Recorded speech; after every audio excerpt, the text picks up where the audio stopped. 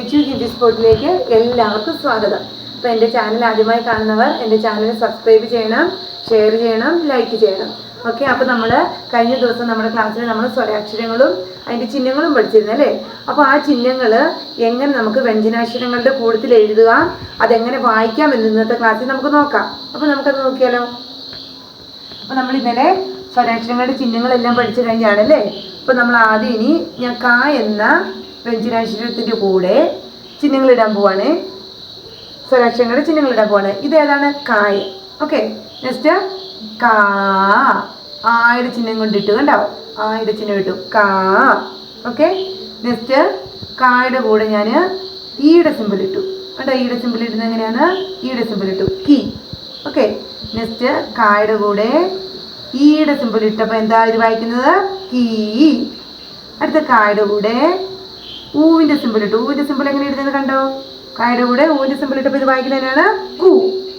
Next കായുടെ കൂടെ ഊവിൻ്റെ simple ഇട്ടു, അപ്പോൾ ഇത് വായിക്കുന്നത് കൂ. നെക്സ്റ്റ് കായുടെ കൂടെ ഇറുവിൻ്റെ സിമ്പിൾ ഇട്ടു. കണ്ടോ എങ്ങനെ ഇടുന്നതെന്ന്? ഇറുവിൻ്റെ സിമ്പിൾ ഇട്ടപ്പോൾ ഇത് എന്നത് വായിക്കുന്നു കൃ. ഓക്കെ. ഇനി അടുത്ത് കായുടെ കൂടെ ഏയുടെ സിമ്പിൾ ഇട്ടു. ഏയുടെ സിമ്പിൾ മുകളിലാണ് വരുന്നത് കണ്ടോ? ഏയുടെ സിമ്പിൾ ഇട്ടപ്പം കെ. അടുത്തത് കായുടെ കൂടെ എ അല്ലെങ്കിൽ ഐയുടെ സിമ്പിൾ ഇട്ടു ഞാൻ കണ്ടോ? അപ്പോൾ ഇതെന്നു വായിക്കും? കൈ. ഓക്കെ. അടുത്ത കായുടെ കൂടെ ഓയുടെ അല്ലെങ്കിൽ ഓയുടെ സിമ്പിൾ ഇട്ടു, അപ്പോൾ ഇതെന്ത് വായിക്കും? കോ. അടുത്ത കായുടെ കൂടെ ഔവിൻ്റെ സിമ്പിൾ ഇട്ടു. കണ്ടോ? ഔവിൻ്റെ സിമ്പിൾ ഇടുന്ന എങ്ങനെ? രണ്ട് വരെ മുകളിൽ കൗ. അടുത്ത കായുടെ കൂടെ അമ്മിൻ്റെ സിമ്പിൾ ഇട്ടു. കം. അടുത്ത കായുടെ കൂടെ ലാസ്റ്റത്തെ ആയുടെ സിമ്പിൾ ഇട്ടപ്പം ക. ഓക്കെ. മനസ്സിലായോ? ക, കാ, കി, കീ, കു, കൂ, കൃ, കെ, കേ, കൈ, കോ, കോ, കൗ, കം, ക. ഓക്കെ. ഇത് പിടിയിട്ടില്ലേ? നമുക്ക് ഇതുപോലെ തന്നെ അടുത്ത ഒരു അക്ഷരത്തിൻ്റെ കൂടെ ഇട്ട് നോക്കാം. ല എന്ന വ്യഞ്ജനാക്ഷരത്തിൻ്റെ കൂടെ നമുക്ക് ഇട്ട് നോക്കാവേ. ല, ലാ, ലാ, ലി, ലീ, ലു, ലൂ, ലിർ, ലേ, ലേ और लाई, लो, ലൗ, ലം, ല. ഓക്കെ. പിടിയിട്ടില്ലേ അക്ഷരങ്ങൾ? പിടിച്ചിടുമ്പോൾ ഇതെങ്ങനെ വായിക്കണമെന്ന് പിടിയിട്ടില്ലേ? അടുത്ത പറഞ്ഞോടെ നോക്കാവേ. സ, സാ, സി, സി, സു, സൂ, സൃ, സേ, സൈ, സോ, സൗ,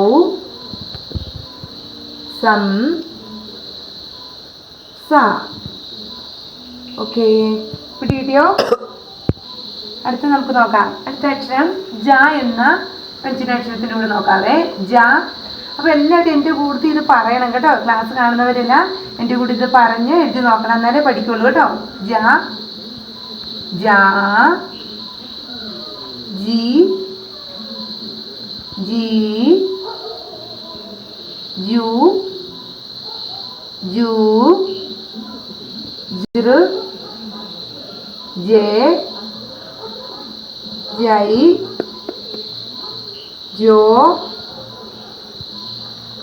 ജൗ, ജം, ജ. ഓക്കെ. പിടികിട്ടിയോ? ഒരു വ്യഞ്ജനാക്ഷരത്തിൻ്റെ കൂടെ നോക്കാം നമുക്ക്. അടുത്തത് ഹ എന്ന വ്യഞ്ജനാക്ഷരത്തിലൂടെ. ഹ,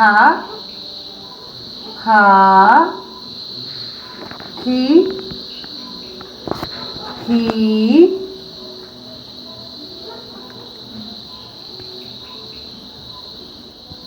ഹു, ഹൂ, ഹൃ, ഹേ, ഹൈ, ഹോ, ഹൗ, ഹം, ഹ. ഓക്കെ, അപ്പോൾ എല്ലാവർക്കും ഇത് പിടി കിട്ടിയോ? അപ്പം വ്യഞ്ജനാക്ഷരത്തിൻ്റെ കൂടെ സ്വരാക്ഷരങ്ങളുടെ ചിഹ്നം ചേരുമ്പോൾ ഇതെങ്ങനെ വായിക്കാം എഴുതാം എന്നിപ്പോൾ എല്ലാവർക്കും പിടി കിട്ടിയില്ലേ? അപ്പോൾ എല്ലാവരും വേറെ വ്യഞ്ജനാക്ഷരങ്ങൾ ചേർത്ത് ഇതെങ്ങനെ എഴുതാം എന്ന് നോക്കണം കേട്ടോ. വേറെ ഇത് വ്യഞ്ജനാക്ഷരങ്ങൾ ഒത്തിരി ഉണ്ടല്ലോ, കാക്ക കാക്കങ്ങ, ചാച്ച ചാച്ച, അങ്ങനെയുള്ള വ്യഞ്ജനാക്ഷരങ്ങൾ കുറച്ചെടുത്ത് അതിൻ്റെ കൂടെ ഈ ചിഹ്നങ്ങൾ ചേർത്ത് നിങ്ങൾ എഴുതി നോക്കണം. എന്നിട്ടത് വായിക്കുകയും ചെയ്യണം.